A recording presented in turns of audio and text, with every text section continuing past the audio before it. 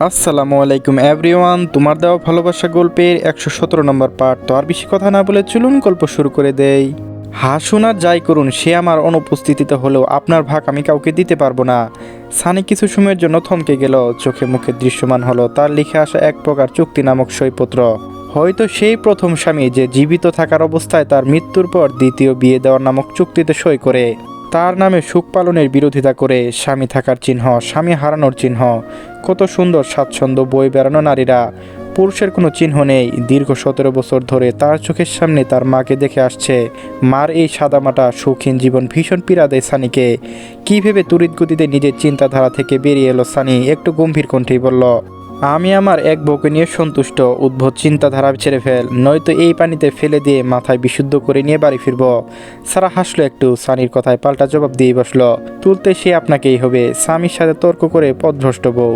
দুইজন একে অপরের দিকে তাকিয়ে একসঙ্গে শব্দ করে হেসে উঠল। কিছু সময় নীরব থেকে সানি স্বাভাবিক ভঙ্গিতে বলে উঠল, তোকে গাঢ় লাল রঙের বউ সাজাতে দেখতে আমার ভীষণ শখ। একদিন আমার জন্য বউ সাজিস? সানির এমন আবদারে ফর্সা মুখটা লজ্জায় লাল হয়ে এলো। বহুদিন আগে সানি বলেছিল তাকে বউ সাজতে ভীষণ সুন্দর লাগবে। বিয়ে হয়েছে, মাসখানেক সংসার করাও হয়ে যাচ্ছে, অথচ আজ অব্দি বউ সাজাতেই হলো না। বিষয়টি সারার কাছে ভালো লাগলো না। সব পূর্ণতা পূরণ করার সাধ্যর বাইরে থাকলেও এটা তো তার সাধ্যের ভেতরে। বিষয়টি সারাকে একটু কষ্টও দিল। দুইজন বেশ কিছু সময় নিয়ে ঘুরল। মুহূর্তটা দুজনের কাছে ছিল মধুময়। তার রমণী আর একটা আবদার পূরণের সফল হলো সানি। রোদের প্রখর আরও পড়তেই আস্তে আস্তে শাপলা ফুলগুলো একসাথে গুটিয়ে নিল নিজেকে। মানুষ যেমন রাত হলে বিশ্রাম নেয়, তেমনি ফুলগুলো যেন প্রখর রোদে বিশ্রাম নেয়।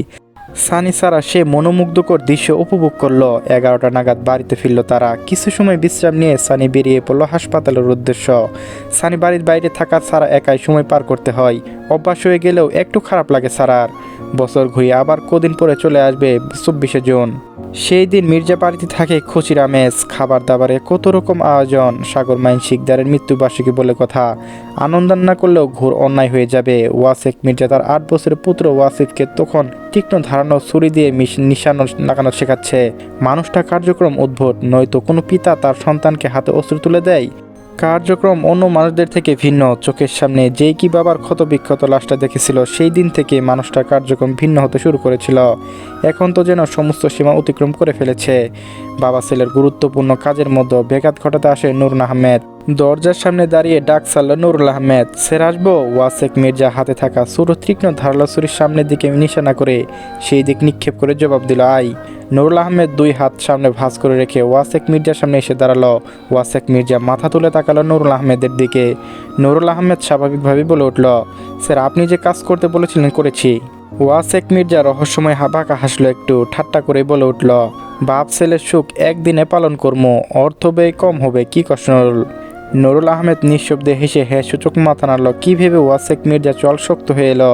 চোখে মুখে ফুটে উঠল হিংস্রতা, কারো ধ্বংস দেখার জন্য চোখের অস্থিরতা। ওয়াসেক মির্জা তাতে দাঁত পিষে বলে উঠল, ওইবার শালা রায়হান চামচা আর সাইফ জানোয়ারের জন্য বাইসা গেছে।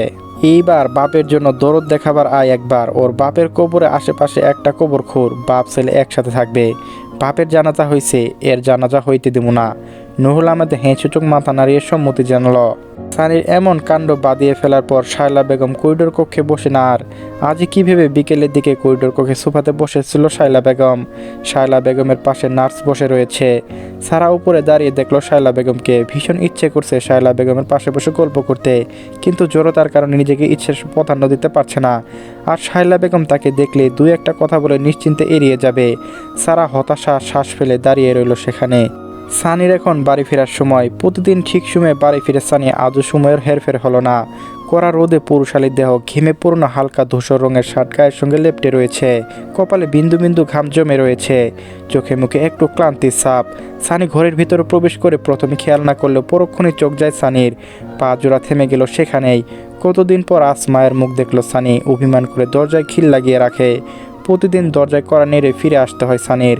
কতদিন পর মায়ের মুখ দেখে চোখ জোড়ালো সানির। সানি শায়লা বেগমের দিকে এগিয়ে যেতেই শায়লা বেগম উঠে দাঁড়ালেন। মুখে ক্ষোভ আর অভিমানের ছাপ স্পষ্ট। মায়ের মন শক্ত রাখতে কষ্ট হলেও তবু নিজেকে যথেষ্ট শক্ত রেখেছে শায়লা বেগম। শায়লা বেগম পাশ ফিরে যেতেই সানি ঝড়ের বেগে এসে জড়িয়ে ধরল মাকে। কতদিন পর মাকে ছুঁতে পারল সানি। শায়লা বেগমের চোখে ভিজে আসতে চাইছিল, কিন্তু কঠোরভাবে শক্ত করলো নিজেকে। অভিমান রাগে একবারের জন্য স্পর্শ করলো না তার একমাত্র আদরের ছেলেকে। সানি আষ্টে পিষ্টে শক্ত করে জড়িয়ে ধরে রেখেছে শায়লা বেগমকে। সানি জোরানা কণ্ঠে ডাক ছাড়ল, মা। শায়লা বেগম কোনো প্রতি উত্তর করলেন না। দম আটকে আসছে চাইছে শায়লা বেগমের। মা হয়ে এতটা কঠোর থাকা সম্ভব? তবু শায়লা বেগম যথাসাধ্য চেষ্টা করলেন কঠোর থাকার। সানি আবারও জড়তা কণ্ঠে বলে উঠল, আর কতদিন এইভাবে কঠোর হয়ে থাকবেন মা? জানেন তো আপনার সাথে একদিন কথা না হলে আমার ভালো লাগে না। অনেক শাস্তি দিয়েছেন তো, এবার অন্তত মাফ করুন।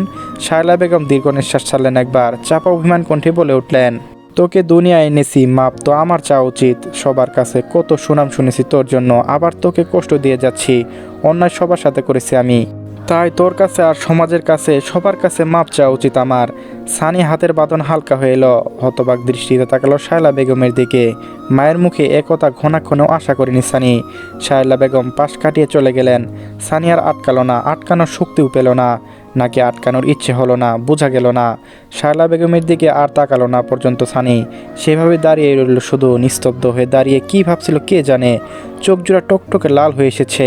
কয়েকবার মাথা ঝাঁকিয়ে উঠল সানি, এরপর স্বাভাবিকভাবে পা বাড়ালো ঘরের দিকে। চেহারায় কোনো ভাবারন্ত প্রকাশ পেল না আর। সারা সানিকে আসতে দেখে ঘরে ঢুকে পড়েছে। সেই সময় শায়লা বেগমের কথা কানে বাজতেই সারার বুকে ভেতরটা আটকে রাখা আর্তনাদ বেরিয়ে আসতে চাইছে বারবার। জোরে শ্বাস নিয়ে নিজেকে শান্ত করার চেষ্টা করছে আর দ্রুত পায়ে পায়চারি করছে ঘরে। নিজেকে যেন ক্ষমা করতে পারছে না সারা। সানি ঘরে প্রবেশ করতে দরজা লাগিয়ে দিল। সানি পদধ্বনি শুনে সারা ফিরে তাকালো সেদিকে। যথাসাধ্য চেষ্টা করলো নিজেকে স্বাভাবিক রাখার। সানি আজও প্রতিদিনের মতো ঘরে প্রবেশ করে সারার দিকে তাকিয়ে নিঃশব্দে মুচকি হাসলো। সারা চেষ্টা করলো মুখ হাসি আনার, তবে মানুষটার মুখে হাসি দেখে অবাক হচ্ছিল সারা। সানি সারার ফর্সা সরু নাক ধরে আলতোভাবে টেনে এগিয়ে নিল বিছানার দিকে। সানি বিছানায় আরাম করে বসে পায়ের কালো মোজাগুলো খুলছিল। সারা কিছু সময় তাকিয়ে দেখলো, এরপর এগিয়ে গেল সানির দিকে। সানি কিছু বুঝে ওঠার আগেই সারা ধূপ করে সানির কোলে বসে পড়ল। এরকম আচরণ সারা কখনো করে না। সানি একটু অবাক হলো। সারার দিকে তাকিয়ে মোটা ভুজুগল নাচিয়ে জিজ্ঞাসা কণ্ঠে বলে উঠল, কিছু হয়েছে? সারা প্রতি উত্তর করলো না, শুধু দুই হাতে সানির গলা জড়িয়ে ধরল। সানি বিস্মিত কণ্ঠেই বলে উঠল, আজ তো বইয়ের ভালোবাসা, বিষয়টা হজম হচ্ছে না কিন্তু আমার। সারা কিঞ্চিত রাগ হলেও বহিঃপ্রকাশ ঘটালো না, বরং দু হাতে সাহায্য সানির শার্টে বুতামগুলো খুলে দিতে দিতে মিনমিন গলায় বলল, কয়দিন বাড়ি গিয়ে ঘুরে আসি। সানি শুরু দৃষ্টিতে তাকালো সারার দিকে। এতক্ষণে সারা মতিভম্ব বুঝতে পারলো সানি। সানি গম্ভীর কণ্ঠে বলে উঠল, তোকে এসব অভিনয় শিখিয়ে কে দিল? সানির কথার উদ্দেশ্য বুঝতে পারলো না সারা, তাই কপাল কুঁচকে তাকালো সানির দিকে। জিজ্ঞাসা কণ্ঠেই বলল, কী সব অভিনয়? এই যে এমন ভণ্ডামির ভালোবাসা দেখিয়ে আবদার করা। সারা এবার একটু চটে গেল, হাত থেমে গেল সেখানেই। একটু রাগ দেখিয়েই বলে উঠল, আপনার কাছে এসব ভণ্ডামি ভালোবাসা মনে হচ্ছে? তাই নয়তো কি, তোর শরীরের প্রতিটা শিরা উপশিরা আমার চেনা। এইসব নাটক আমাকে দেখিয়ে কাজ হবে না। বাড়ি যাওয়ার ইচ্ছে থাকলে ঘুরে আয়, কিন্তু থাকা যাবে না। সকালে যাবে, বিকেলে আগে ফিরে আসবি। সারা এবার একটু রাগ দেখিয়ে বলে উঠল, আপনি মানুষটা মোটেও ভালো না, নিষ্ঠুর লোক একটা। সাবি ভাই কি সুন্দর আরোহীর কথা। সারা সম্পূর্ণ কথা শেষ হওয়ার আগে জিব্বায় কামড় বসালো। রাগে বসে সবসময় বেশি বলে ফেলে, নিজের উপর নিজে রাগ হচ্ছে। সানি আবার গম্ভীর কণ্ঠে বলল, মাস্টারের বউ মাস্টার হয়, দুই বান্ধবী আর ভালো পথে ফিরে এলি না। সারা মুখ বাঁকালো একবার, উঠে যেতে চাইলেই সানি কুনুই ধরে আটকালো, যে কাজ করছিলি শেষ করে যা। সারা মুখ ফুলিয়ে সানির সাথে বুদামগুলো খুলে দিতে লাগলো আবারও। সানি কিছু সময় নীরব থেকে স্বাভাবিকভাবে বলে উঠল, নওগাঁ যাবো কয়দিন পর, তখন বাড়ি গিয়ে ঘুরে আসিস। হুট করে নওগাঁ যাওয়ার কথা শুনে সারা প্রশ্ন করতেই যাচ্ছিল, পরক্ষণে তারেক মনে পড়ে যায়। থেমে গেল সারা। সারা আবদার করে বসলো সানির কাছে, আমিও যাব। সানি না সূচক মাথা নাড়ালো, পরের নিয়ে যাব, এবার না।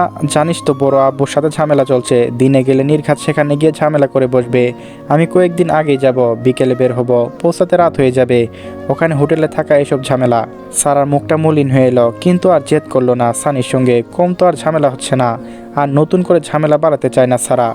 বিকেলের আগ মুহূর্তে তবু কেমন কড়া রোদ। সারা লাভবার্ড পাখির সাথে সাক্ষাৎ করতে বেলকনিতে এসেছিল। সেই মুহূর্তে চোখ যায় জবা ফুলের বাগানটার দিকে। সারা চোখ জোড়া খুশিতে ঝলমলিয়ে উঠল। সারিবদ্ধভাবে সাজানো জবা ফুল গাছগুলো টকটকে গাঢ় লাল রঙে ফুল ফুটেছে। কদিন ব্যস্ত থাকার কারণে বাগানের দিকে আসা হয় না কারোর। সারা কল্পনার থেকেও বেশি সুন্দর লাগছে যে গাছগুলো লাল রঙে এসেছে। মনে মনে সানির রুচির তারিফ করলো সারা। কড়া রোদ ফুলগুলো উপর পড়তে লাল রং সুন্দর যেন আরও বেড়ে গিয়েছে। সারার মস্তিষ্কে কিছু চিন্তা ভাবনা খেলে গেল। সানি দুদিন পর নওগাঁ যাবে, ঝামেলা টামেলা বাড়াতে চায় না সানি। তাই 18 তারিখে গিয়ে একবার বাবার কবর জিয়ারত করে আসবে বলেছে। একদিন থেকে বাড়ি ফিরবে। এই দৃশ্য দেখে সারা কেন জানি ছোট মানুষ হয়ে গেল। তার সইল না আর। ঠোঁটের কোণে হাসি নিয়ে পা বাড়ালো ঘরের দিকে। সানি আর কিছু সময় পর বাড়ি ফিরবে, এর আগে তৈরি হয়ে নিতে হবে। রোজগার মতো আজও ঠিক সময়ে বাড়ি ফিরল সানি। সেদিনের পর থেকে শায়লা বেগমের ঘরের দরজা আর কড়া নাড়ে না। সানি ক্লান্ত দেহটা নিয়ে পা বাড়ালো নিজের ঘরের দিকে। দরজায় এক হাতে ধাক্কা দিতেই দেখলো ভেতর থেকে দরজা লাগানো। কৌতূহলে কপাল কুঁচকে এলো সানির।